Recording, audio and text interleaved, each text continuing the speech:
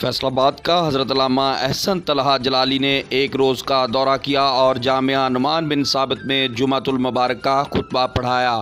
وہاں پر موجود ہیں نمائندہ نیوز ہوم رانا سجاد مصطفی، آئیے آپ کو لیے چلتے ہیں۔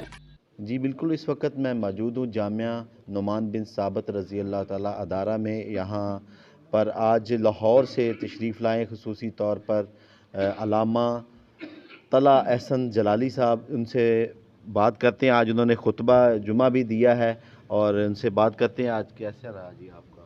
السلام علیکم ورحمۃ اللہ وبرکاتہ۔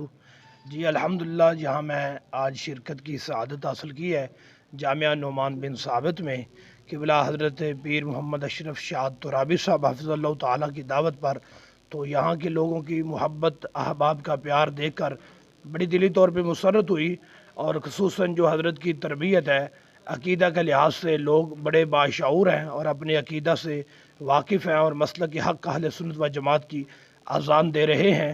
اس کے ساتھ ساتھ 4 فروری کو ہونے والا عرس مقدس اور ختم بخاری شریف جو جامعہ نعمان بن ثابت کا سالانہ جلسہ دستار فضیلت ہے، اور پیر سید شاہ تراب الحق قادری رضوی رحمۃ اللہ علیہ کا عرس مبارک ہے، اس کی دعوت حضرت نے مجھے دی ہے اور میں نے وہ دعوت قبول بھی کی ہے۔ انشاءاللہ 18 فروری بروز اتوار کو صبح 9 بجے ختم چیلم شریف کا اجتماع، جو کہ بہت بڑا وسیع اجتماع ہے، قبلہ حضور کمزل العلماء ڈاکٹر مفتی محمد اشرف آصف جلالی صاحب حافظ اللہ تعالیٰ کے والد محترم الحاج ماسٹر صوفی غلام سرور جلالی صاحب رحمۃ اللہ علیہ کا ختم چیلم شریف ہے۔ تمام ناظرین کو میں بھرپور شرکت کی دعوت دے رہا ہوں۔ جزاک اللہ خیر۔ جی صاحب، اس کے ساتھ ساتھ آج جو ملکی صورتحال ہے، اس پہ آپ کو پتہ ہے کہ مشکل حالات میں ہے، سیکورٹی معاملات میں جو واقعات پاکستان میں جو بلوچستان میں دہشت گردی ہوئی ہے، اس حوالے سے اہل سنت کیا کہتی ہے؟